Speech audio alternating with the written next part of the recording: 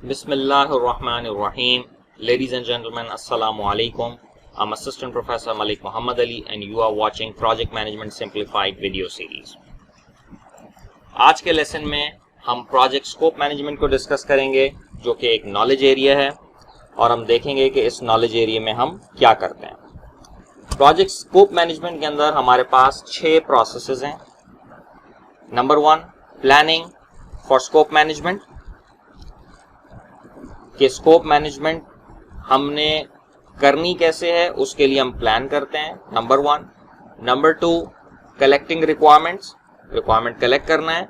Number 3, defining scope. Number 4, creating WBS क्या चीज है? वर्क ब्रेकडाउन स्ट्रक्चर, या in other words structured breakdown of work. काम की तकसीम इस लेवल तक हमें करनी होती है कि जब हम अगर एक आईटी प्रोजेक्ट बना रहे हैं तो डेवलपर्स को हम जो काम देते हैं, एक यूनिट ऑफ वर्क हम उन्हें देते हैं जो वो 4 दिन, 5 दिन, हफ्ता, 2 हफ्ते में कंप्लीट करके हमें वापस रिपोर्ट करते हैं। उस डिस्ट्रीब्यूशन ऑफ वर्क के लेवल तक हमें प्रोजेक्ट के तमाम टास्क को तोड़ना होता है, ठीक है। और वो कैसे तोड़ना होता है वो हम डिस्कस करेंगे इंशाल्लाह इसके अंदर। Validating scope and controlling scope validation and controlling, ये हम इंशाल्लाह नेक्स्ट लेसन के अंदर डिस्कस करेंगे। इस करंट लेसन में हम ये 4 प्रोसेसेस डिस्कस करने जा रहे हैं। Planning scope management, collecting requirements, defining scope and creating WBS। Validating scope और कंट्रोलिंग स्कोप इंशाल्लाह नेक्स्ट लेसन में हम डिस्कस करेंगे। तो सबसे पहले स्कोप क्या चीज है? Scope refers to all the work involved in creating the products of the project and the processes used to create them. किसी भी प्रोजेक्ट को बनाने के लिए, उसके डिलीवरेबल्स को बनाने के लिए हमें जो भी काम करना पड़ता है वो स्कोप कहलाता है प्रोजेक्ट का। अब डिलीवरेबल यहां पे क्या चीज है? Deliverable is a product produced as part of a process, phase और प्रोजेक्ट सच एज हार्डवेयर और सॉफ्टवेयर, प्लानिंग डॉक्यूमेंट्स और मीटिंग मिनट्स। एक आम फहम तौर पे सोचा जाता है कि डिलीवरेबल हर वो चीज है जो कि क्लाइंट को हम डिलीवर करते हैं। मसलन हम क्लाइंट को सॉफ्टवेयर डिलीवर करते हैं, हार्डवेयर डिलीवर करते हैं as a part of a project, हम उसे टेक्निकल डॉक्यूमेंटेशन देते हैं, हम उसे यूजर मैनुअल प्रोवाइड करते हैं, हम उसे सर्विसेज प्रोवाइड करते हैं। ये सब चीजें तो डिलीवरेबल हैं ही। इसके अलावा भी डिलीवरेबल क्या चीज है? डिलीवरेबल हर वो प्रोडक्ट है जो किसी भी प्रोजेक्ट के फेज या प्रोसेस के नतीजे में वजूद में आती है। मसलन आप प्रोजेक्ट की प्लानिंग कर रहे हैं, तो जब आप प्रोजेक्ट की प्लानिंग करते हैं तो जो प्रोजेक्ट प्लान है, project plan is a deliverable. उस फेज का डिलीवरेबल क्या है? Project plan. इसी तरीके से जब आप प्रोजेक्ट में फर्ज करें आप डिजाइनिंग के फेज में, आप डिजाइन कर रहे हैं, तो डिजाइन डॉक्यूमेंट जो बनेगा वो क्या होगा? That is also a deliverable. इसी तरीके से अगर आप कोई मीटिंग कर रहे हैं तो मीटिंग के जो मिनट्स हैं वो क्या हैं? वो डिलीवरेबल हैं, ठीक है। किसी भी प्रोसेस या फेज के कंप्लीशन के ऊपर जो भी हम चीज बना रहे हैं वो है डिलीवरेबल, ठीक है। क्लाइंट को मेनली हम जो चीज देते हैं वो प्रोडक्ट्स होती हैं उस प्रोजेक्ट की, ठीक है। और प्रोडक्ट जब बनती है तो बीच में कई डिलीवरेबल बनते हैं एक प्रोडक्ट को बनाने के लिए। अब आते हैं स्कोप मैनेजमेंट। स्कोप मैनेजमेंट क्या है? Project scope management includes the processes involved in defining and controlling what is और is not included in a project.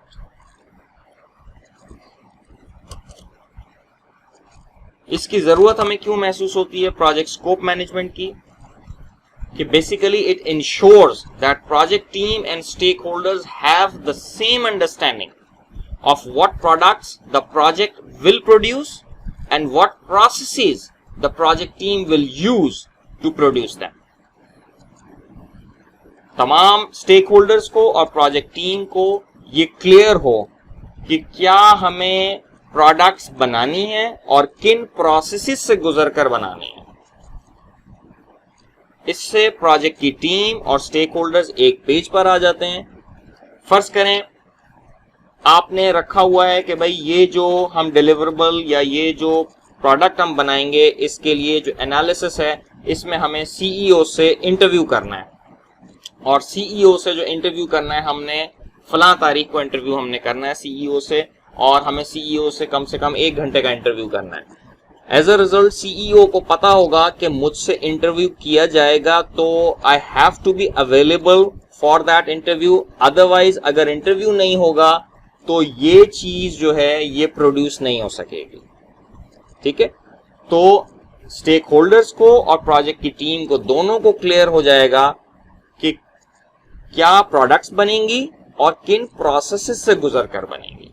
तो ये जो चीज है ये कौन हैंडल कर रहा है इस चीज को प्रोजेक्ट स्कोप मैनेजमेंट का जो नॉलेज एरिया है ये इस चीज को हैंडल कर रहा है। ठीक है, आगे चलते हैं। स्कोप मैनेजमेंट के main processes. Planning scope management में हम प्लान करते हैं कि स्कोप को मैनेज किया कैसे जाएगा। फिर है कलेक्टिंग रिक्वायरमेंट्स, इसके अंदर हमें रिक्वायरमेंट्स कलेक्ट करनी होती हैं। तो रिक्वायरमेंट्स हम कलेक्ट करेंगे, डॉक्यूमेंट करेंगे with respect to our needs. फिर हम स्कोप डिफाइन करेंगे। रिक्वायरमेंट्स कलेक्ट हो चुकी हैं, अब हम स्कोप डिफाइन कर सकते हैं with the help of project charter and collected requirements and organizational process assets। किसी भी ऑर्गेनाइजेशन में किसी काम को करने के लिए प्रोसेसेस डिफाइंड हो सकते हैं, उनको भी सामने रखना ज़रूरी है। इन सब चीज़ों को सामने रखते हुए हम एक स्कोप डिफाइन करते हैं प्रोजेक्ट का। उसके बाद क्रिएटिंग WBS, उस स्कोप को जब स्कोप एक दफ़ा डिफाइन हो जाता है तो उस स्कोप को हम डिकम्पोज करते हैं, उसको हम तोड़ते हैं उस लेवल तक जिस लेवल तक हम अपने डेवलपर्स को, अपने काम करने वालों को काम की तकसीम कर सकें। फिर स्कोप की वैलिडेशन है। स्कोप वैलिडेशन से क्या मुराद है? स्कोप वैलिडेशन से मुराद यह है कि formal acceptance of project deliverables through business. कहने से मुराद ये है कि एक हमारी जो वैलिडेशन होती है वो क्वालिटी मैनेजमेंट में होती है, वो क्वालिटी मैनेजमेंट नॉलेज एरिया के अंदर हम डिस्कस करेंगे। यहाँ पे स्कोप के अंदर जो वैलिडेटिंग स्कोप है इसमें हम बिजनेस से, अपने यूजर्स से, अपने कस्टमर्स से हम वैलिडेट करते हैं कि भाई जो चीज़ हमने आपको डिलीवर की है वो चीज़ दुरुस्त है या नहीं। वो फॉर्मल एक्सेप्टेंस स्कोप मैनेजमेंट में आती है। क्वालिटी के अंदर जो हम वैलिडेशन करते हैं परफॉर्म, वो इंटरनल मामला है। इंटरनली हमारी जो टीम है वो चेक करती है, क्वालिटी की टीम चेक करती है कि जो डिलीवरेबल बन रहे हैं वो क्वालिटी के मुताबिक हैं या नहीं।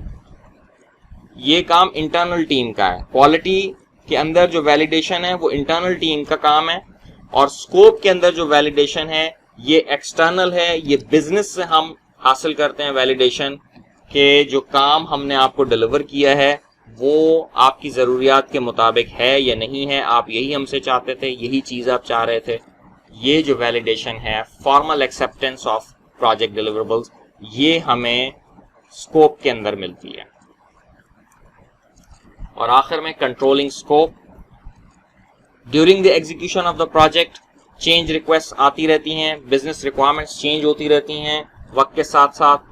तो वो जो चेंज रिक्वायरमेंट्स होती हैं और मुस्तकिल जो चेंज आ रहा होता है रिक्वायरमेंट्स के अंदर during the execution of the project, उस चेंज को किस तरीके से मैनेज किया जाएगा, उसको किस तरीके से कंट्रोल किया जाएगा कि प्रोजेक्ट के ऊपर उसके इफेक्ट्स जो हैं वो ना पड़ें, उसके बैड इफेक्ट्स ना पड़ें।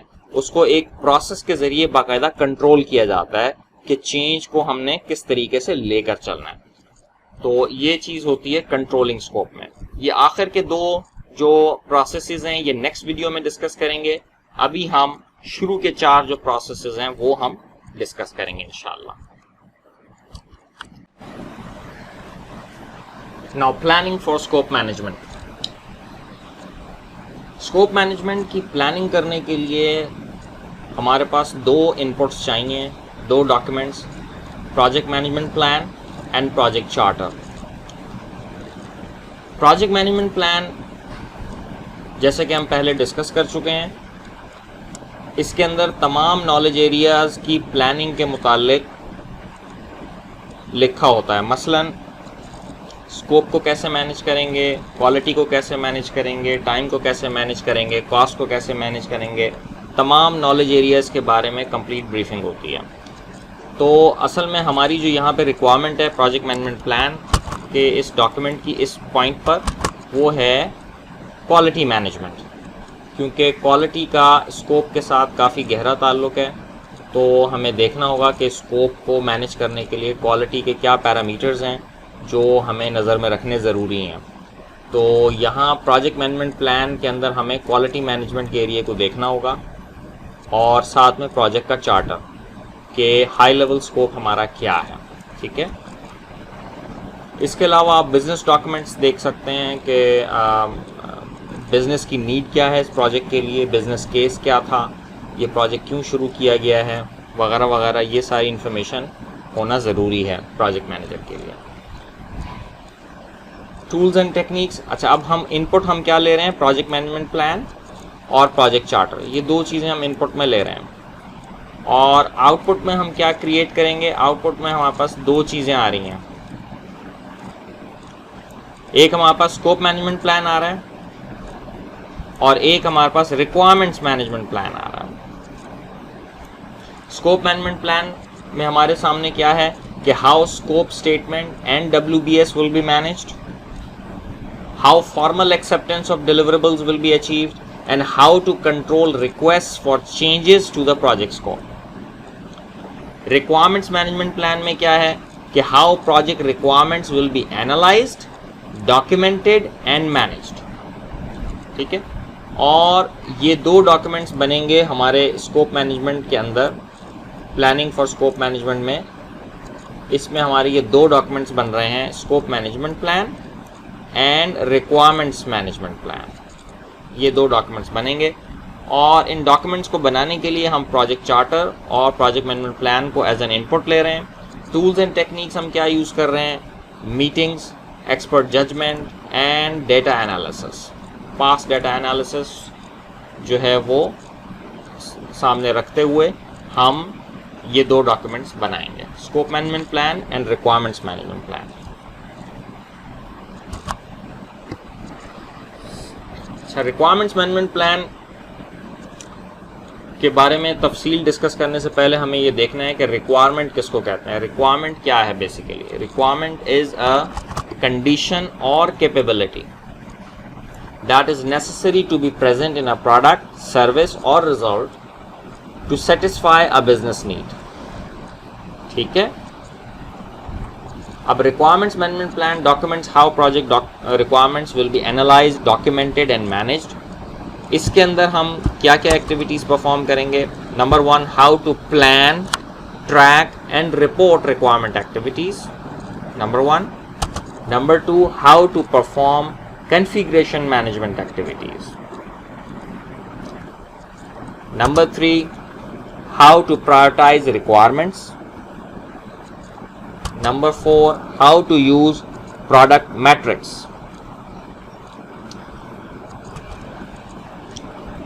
फिर how to trace and capture attributes of requirements. तो रिक्वायरमेंट्स मैनेजमेंट प्लान में हमारे सामने ये 5 एक्टिविटीज होती हैं। आगे चलते हैं, कलेक्टिंग रिक्वायरमेंट्स। अब हम आते हैं रिक्वायरमेंट्स को कलेक्ट करने पर। रिक्वायरमेंट्स कलेक्शन एक बहुत ही इम्पॉर्टेंट काम है और जब तक सही रिक्वायरमेंट्स कलेक्ट नहीं होंगी हम स्कोप सही तरह से डिफ़ाइन नहीं कर सकते, और जब हम स्कोप सही तरह से डिफ़ाइन नहीं कर सकते तो हम फिर उसके लिए प्रॉपर एस्टिमेशन हम नहीं कर सकते, और जब एस्टिमेशन सही नहीं होगी तो स्कोप, टाइम, कॉस्ट, हर चीज़ हमारी इफ़ेक्ट हो जाएगी, प्रोजेक्ट अनसक्सेसफुल होगा। तो दैट इज़ वेरी इंपॉर्टेंट कि रिक्वायरमेंट्स हम बिल्कुल सही तरीके से कलेक्ट करें। रिक्वायरमेंट्स कलेक्शन के लिए हमें जो इनपुट्स चाहिए, प्रोजेक्ट का चार्टर चाहिए और स्कोप मैनेजमेंट प्लान। स्कोप को कैसे मैनेज किया जाएगा, ये 2 डॉक्यूमेंट्स हमें चाहिए रिक्वायरमेंट्स को कलेक्ट करने के लिए as an input. Tools and techniques, यहाँ पे मुख्तलिफ टूल्स एंड टेक्निक्स हैं, उनको भी हम डिस्कस करते हैं। और आउटपुट में हमारे सामने क्या आएगा, हमारे पास आएगा रिक्वायरमेंट्स डॉक्यूमेंट होगा और रिक्वायरमेंट ट्रेसेबिलिटी मैट्रिक्स। 2 चीज़ें हमें मिलेंगी, requirements document and requirements traceability matrix. अच्छा, यहाँ इस इनपुट को आउटपुट में कन्वर्ट करने के लिए बीच में जो टूल्स एंड टेक्निक्स हैं वो क्या क्या हैं हमारे सामने? हमारे सामने इंटरव्यूज़ हैं, हमें इंटरव्यूज़ करने पड़ सकते हैं। फोकस ग्रुप्स क्या होते हैं? Focus group kind of discussion groups होते हैं जो कि नॉलेजेबल होते हैं। जो भी एरिया है आपका जिसके ऊपर आप फोकस कर रहे हैं उस वक्त उसके बारे में उनकी नॉलेज होती है और डिस्कशन होता है, तो उस डिस्कशन में नई चीज़ें सामने आती हैं, उस डिस्कशन से हम लर्न करते हैं बहुत सारी चीज़ें। इसी तरीके से फैसिलिटेटेड वर्कशॉप्स हो सकती हैं रिक्वायरमेंट कलेक्शन के लिए। क्वेश्चन आयर्स हम बना सकते हैं, सर्वेज हम कर सकते हैं, कंडक्टिंग ऑब्जर्वेशन स्टडीज़ हम कर सकते हैं, group creativity and decision making. ये सारे हमारे टूल्स होते हैं इस रिक्वायरमेंट कलेक्शन के दौरान। ये इन सब टूल्स को इस्तेमाल करते हुए हम प्रोजेक्ट चार्टर और स्कोप मैनेजमेंट को इस्तेमाल करते हुए रिक्वायरमेंट्स डॉक्यूमेंटेशन और रिक्वायरमेंट ट्रेसेबिलिटी मैट्रिक्स, ये 2 चीज़ें हम बनाते हैं। ठीक है, आगे चलते हैं। रिक्वायरमेंट्स ट्रेसेबिलिटी मैट्रिक्स क्या होता है? रिक्वायरमेंट्स ट्रेसेबिलिटी मैट्रिक्स बुनियादी तौर पर एक टेबल होता है जिसमें तमाम रिक्वायरमेंट्स हम लिस्ट करते हैं, उन रिक्वायरमेंट्स के एट्रीब्यूट्स लिस्ट करते हैं, रेफरेंस भी हम शो कर सकते हैं कि ये रिक्वायरमेंट्स कहाँ से हमें हासिल हुई हैं और उसका स्टेटस मेंशन कर सकते हैं कि इस वक्त करंटली ये रिक्वायरमेंट इसका स्टेटस क्या है। ठीक है, ये आपके सामने एक सैम्पल रिक्वायरमेंट ट्रेसेबिलिटी मैट्रिक्स, सिर्फ एक रिक्वायरमेंट यहाँ पे मेंशन की गई है। इस तरह एक टेबल होता है कंप्लीट, बहुत सारी रिक्वायरमेंट्स, जितनी भी आपकी रिक्वायरमेंट्स होती हैं वो उसके अंदर उस टेबल में मेंशन होती हैं। Defining scope. डिफाइनिंग स्कोप में हमारे सामने इनपुट है project charter and requirements document. ये इनपुट है और इस इनपुट को हम कन्वर्ट करते हैं आउटपुट में, और आउटपुट में हमें मिलता है प्रोजेक्ट की स्कोप स्टेटमेंट। स्कोप स्टेटमेंट में हम क्या करते हैं? It includes what is in scope and what is not in scope, project boundaries, constraints and assumptions, product user acceptance criteria and detailed information about all deliverables. ठीक है, हमारे लिए बहुत ज़रूरी है कि जो स्कोप स्टेटमेंट हम दें वो बिल्कुल क्लियर हो और अनएम्बिगुअस हो। जितनी ज़्यादा क्लियर स्टेटमेंट होगी उतना ही अच्छा हम इसके बाद WBS बना सकेंगे और उतना ही कम रीवर्क हमें करना पड़ेगा। टूल्स एंड टेक्निक्स, यहाँ पे हमें एक्सपर्ट जजमेंट चाहिए, डिसीजन मेकिंग, प्रोडक्ट एनालिसिस, जिसमें तमाम डिलीवरेबल्स हम मेंशन करें, what is in scope, what is not in scope, ये सब कुछ प्रोडक्ट एनालिसिस के अंदर हम तय करते हैं। तो ये हो गया हमारा डिफाइनिंग स्कोप। आगे बढ़ते हैं।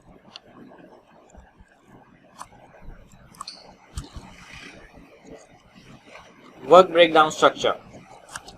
सबसे पहले हम देखते हैं कि वर्क ब्रेकडाउन स्ट्रक्चर क्या चीज है। Work breakdown structure is a deliverable oriented grouping of work involved in a project that defines the total scope of the project. ठीक है, a work package is a task at the lowest level of WBS. इस lesson के शुरू में मैंने बात की थी वर्क पैकेज की। वर्क पैकेज एक ऐसा टास्क होता है जो लोएस्ट लेवल के ऊपर, जब हम किसी बंदे को एज अ प्रोजेक्ट मैनेजर को टास्क असाइन करते हैं तो हम उसको एक वर्क पैकेज असाइन करते हैं, और ये WBS के लोएस्ट लेवल के ऊपर होता है, यानी कि इसके कई लेवल्स होते हैं WBS के। अभी हम इसको देखेंगे आगे नेक्स्ट एग्जांपल में इंशाल्लाह। It must be defined at the proper level so the project manager can clearly establish an estimate of the effort needed to complete it, estimate the cost of required resources, and evaluate the quality of results when the work package is finished. अच्छा, work package एक appropriate level पर होना ज़रूरी है, क्योंकि जितना work package fine होगा और एक अप्रोप्रिएट लेवल पर हो, ना बहुत ही ज़्यादा आप फाइन कर दें कि एक एक दिन का वर्क पैकेज बना दें, फिर उसको मैनेज करना आपके लिए मुश्किल हो जाएगा, और ना इतना ज़्यादा बड़ा बनाएं आप वर्क पैकेज के आपको पता ना चले, आपका प्रोजेक्ट पे कंट्रोल ख़त्म हो जाए, आपको ये अंदाज़ा ना हो कि आपका जो प्रोजेक्ट है वो डिले हो रहा है या टाइम पर है, आपने एक एक महीने के वर्क पैकेज बना दिए तो वो बहुत ज़्यादा बड़े वर्क पैकेज हो जाएंगे। कोशिश करें वर्क पैकेज को विद इन 2 वीक्स रखें, ठीक है। तो वर्क पैकेज जो है वो हम वर्क ब्रेकडाउन स्ट्रक्चर से ही बनाते हैं, और वर्क ब्रेकडाउन स्ट्रक्चर का जो लास्ट लेवल होता है वो वर्क पैकेज होता है, जो हम लोगों को असाइन करते हैं काम। एग्जाम्पल देखते हैं, ये एक वर्क ब्रेकडाउन स्ट्रक्चर है हमारे सामने। इसमें एक इंट्रानेट प्रोजेक्ट बना रहे हैं हम, ये लेवल 1 के ऊपर है, हाईएस्ट लेवल के ऊपर। हमने प्रोजेक्ट का नाम लिख दिया, उसके नीचे अब हमें क्या क्या एक्टिविटीज परफॉर्म करनी है। हमें उसकी कॉन्सेप्ट बिल्डिंग है, कॉन्सेप्ट है, वेबसाइट डिजाइन है, वेबसाइट डेवलपमेंट है, वेबसाइट हम रोल आउट कर देंगे, डिप्लॉयमेंट जैसे, और फिर सपोर्ट हम देंगे। ये हमने इसके नीचे ये 5 एक्टिविटीज 5 स्टेप्स के अंदर तोड़ा वेबसाइट को। फिर उसके बाद कॉन्सेप्ट को अगर आप देखें तो कॉन्सेप्ट को हमने कहा कॉन्सेप्ट अब हम कैसे बिल्ड करेंगे। कॉन्सेप्ट के लिए सबसे पहले हम करंट सिस्टम्स को एवेल्युएट करेंगे, रिक्वायरमेंट्स डिफाइन करेंगे, 2 फंक्शनैलिटीज डिफाइन करेंगे कि क्या क्या फंक्शनैलिटीज हमको चाहिए, रिस्क में देखेंगे कि रिस्क हमें क्या क्या हैं, प्रोजेक्ट प्लान बनाएंगे, और अपनी वेब डेवलपमेंट टीम को हम ब्रीफिंग देंगे। तो कॉन्सेप्ट के अंदर ये हम 6 एक्टिविटीज ये परफॉर्म कर रहे हैं, ठीक है। फिर अब रिक्वायरमेंट्स कैसे डिफाइन होंगी। रिक्वायरमेंट्स डिफाइन के अंदर हमने कहा कि यूजर की रिक्वायरमेंट्स होंगी अलग, कंटेंट की रिक्वायरमेंट्स क्या होंगी वो हम देखेंगे, सिस्टम रिक्वायरमेंट्स क्या होंगी हम वो देखेंगे, और सर्वर ओनर रिक्वायरमेंट्स क्या होंगी हम वो भी देखेंगे।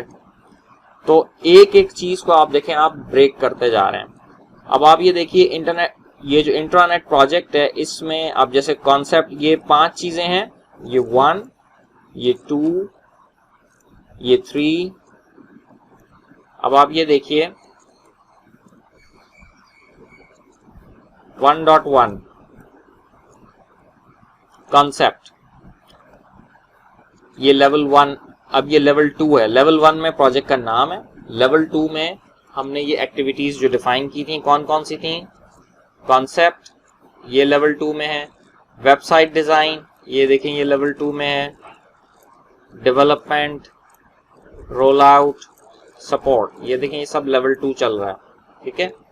लेवल 3 में क्या है हमारे सामने, लेवल 3 में ये है हमारे पास इवैल्यूएट करंट सिस्टम्स जो हम कर रहे थे कॉन्सेप्ट के अंदर, डिफाइनिंग रिक्वायरमेंट्स ये लेवल 3 है।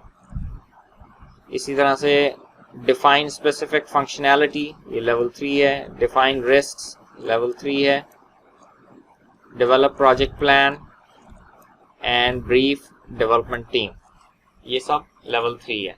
लेवल 4 तक जब हम आएंगे तो ये लेवल 4 यहां से शुरू हो रहा है, define user requirements, so on and so fourth. अब आप ये देखिए ये जो है ये हम इसको ये टेबुलर फॉर्म है और ये चार्ट की फॉर्म में है। ये जो है ये हमारे पास चार्ट है और ये हमारे पास टेबुलर फॉर्म है, ठीक है। ये 2 तरीकों से WBS हम लिख सकते हैं, ठीक है। और दोनों तरीकों से ही WBS हमें बनाना होता है। चार्ट की फॉर्म में अंडरस्टैंडिंग आसान हो जाती है, टेबुलर फॉर्म भी लिखने के लिए टेबुलर फॉर्म ज़्यादा सूटेबल रहती है, समझने के लिए सामने वो चार्ट की फॉर्म के अंदर एक नज़र में पता चल जाता है कि अभी हम कहाँ खड़े हुए हैं। तो ये एक एग्जांपल है आपके सामने WBS की। इसी तरीके से फर्ज करें हमने एक रिक्रूटिंग पोर्टल बनाना है। रिक्रूटिंग पोर्टल बनाने के लिए अब हमने कहा भाई हमें कॉन्सेप्ट, सबसे पहले कॉन्सेप्ट हम कैसे बनाएंगे, इवेल्युएट करेंगे हम करंट पोर्टल्स को जो हमारे कॉम्पिटिटर्स हैं, हम उसको देखेंगे। फिर हम रिक्वायरमेंट्स डिफाइन करेंगे, ठीक है। रिक्वायरमेंट्स डिफाइन करने के लिए हम यूजर रिक्वायरमेंट्स क्या हैं वो देखेंगे, कंटेंट की रिक्वायरमेंट्स क्या हैं, सिस्टम रिक्वायरमेंट्स क्या हैं। इसमें हम इंटरव्यूज करेंगे, सर्वेस करेंगे, गैप आइडेंटिफाई करेंगे, कॉम्पिटिटर्स को किस तरह से बीट करना है उसके हिसाब से हम तय करेंगे कि हमारी जो मार्केटिंग स्ट्रेटजी क्या होगी। तो फिर हम उसके हिसाब से हमने क्या क्या फीचर्स हमें रखने होंगे ताकि यूज़र हमारी एप्लीकेशन पर आए, ठीक है। तो ये सब हम किस में देख रहे हैं, हम डिफाइनिंग रिक्वायरमेंट्स के अंदर हम देख रहे हैं। फ्रंट एंड पे हम गए, फ्रंट एंड में हमने कहा भाई वेबसाइट की UI बनेगी, यूज़र इंटरफेस। यूज़र इंटरफेस में क्या है, मोबाइल इंटरफेस भी है हमारे पास, डेस्कटॉप इंटरफेस भी है हमारे पास। फिर इसके बाद फ्रंट एंड में हमारे पास वेबसाइट मैप पूरा कंप्लीट, वेबसाइट में ग्राफिक्स क्या होंगी वो हमने देखना है, वेबसाइट में कंटेंट क्या होगा हमें वो देखना है, ठीक है। बैक एंड पे क्या है, डेटाबेस डिजाइन एंड प्रोग्रामिंग। तो अब ये लेवल कितने हो गए हमारे पास, लेवल जो होता है हाईएस्ट लेवल होता है किसी भी उसके अंदर। अब देखें यहाँ पे ये लेवल 2 पे, ये सारी चीजें लेवल 2 पे हैं। लेवल 1 पे क्या है, लेवल 1 पे रिक्रूटिंग पोर्टल है, ये जो चीजें ये लेवल 2 पे हैं। इसके अंदर ये जो है ये लेवल 3 है, ठीक है। यहाँ पे ये लेवल 4 है। तो अगर हम आपसे पूछें कि ये WBS किस लेवल तक है तो आप कहेंगे ये लेवल 4 तक है, लेवल 4 तक ये WBS डिफाइन हुआ हुआ है, ठीक है। और मैंने आपसे अर्ज की थी कि तकरीबन लेवल 6 तक जो हम WBS डिफाइन करते हैं वो एक वर्क पैकेज के लेवल पर जाने की पोजीशन में होता है, जो लेवल 6 तक डिफाइन हम करते हैं। आगे चलते हैं। अब हमें बनाना है creating WBS work breakdown structure. Work breakdown structure उसी वक्त सही बन सकता है जब हमारे पास सही प्रोजेक्ट की स्कोप स्टेटमेंट मौजूद हो।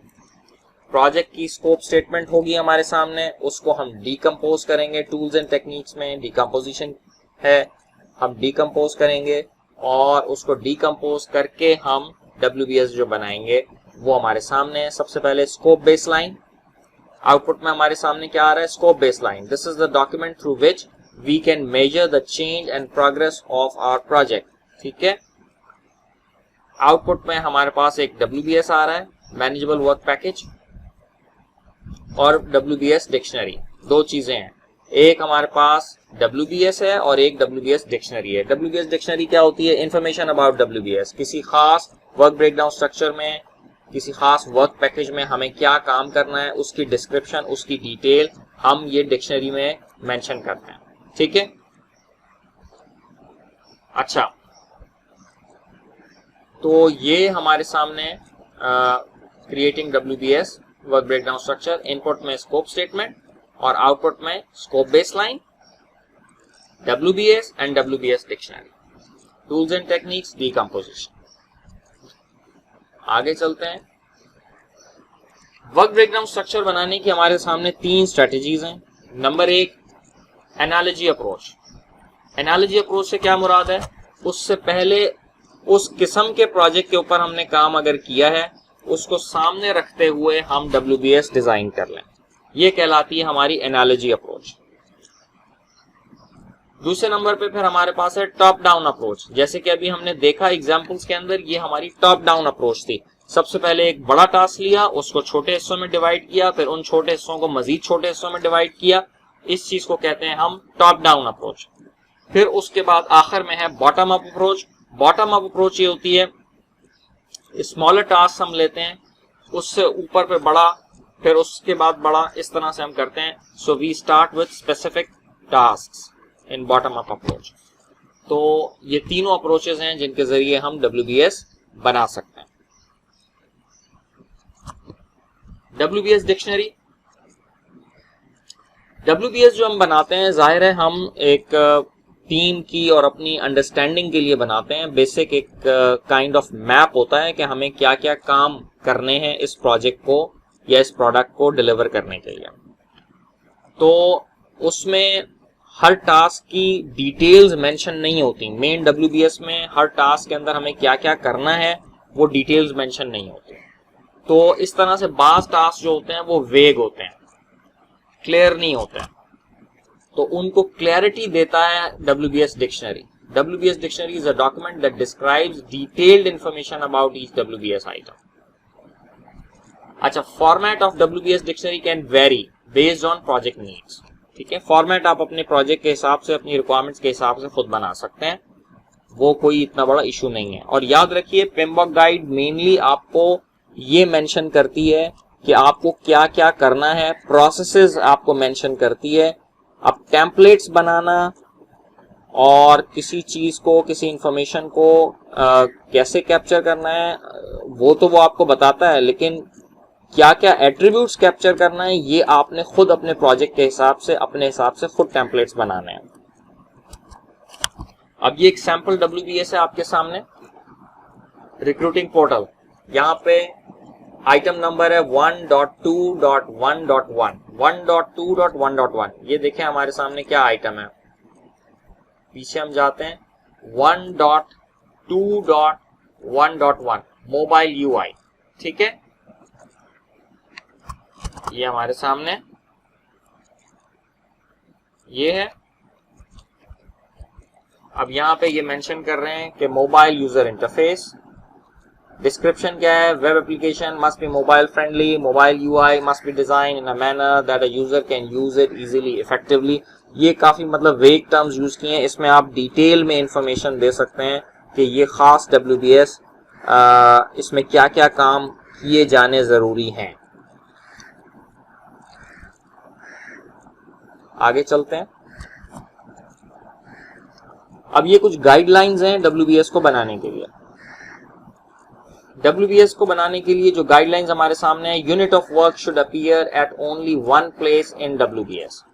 ऐसा नहीं होना चाहिए कि एक WBS एक वर्क पैकेज जो है या एक जो टास्क है वो मल्टीपल जगहों पे आप लिख दें, ये नहीं होना चाहिए।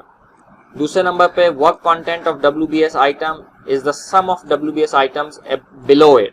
ठीक है, ऊपर एक बड़ा टास्क है, उसके नीचे जो टास्क होंगे जितने भी आप डिफाइन करेंगे वो बेसिकली डीकंपोजिशन होगी उस बड़े टास्क की। तीसरे नंबर पे, WBS must be consistent with the way in which work is actually going to be perform. जिस तरह से आपकी टीम उस प्रोजेक्ट पे काम कर रही है, जिस तरह से टास्क अचीव करेगी, उसके हिसाब से, एक तरतीब के हिसाब से आप WBS बनाएं तो आपके लिए फायदेमंद रहेगा। सबसे पहले वो टीम के लिए फायदेमंद होना चाहिए ताकि टीम जो है उससे अपने आप को देख सके कि वो क्या टास्क अचीव कर चुकी है, क्या टास्क रिमेनिंग है।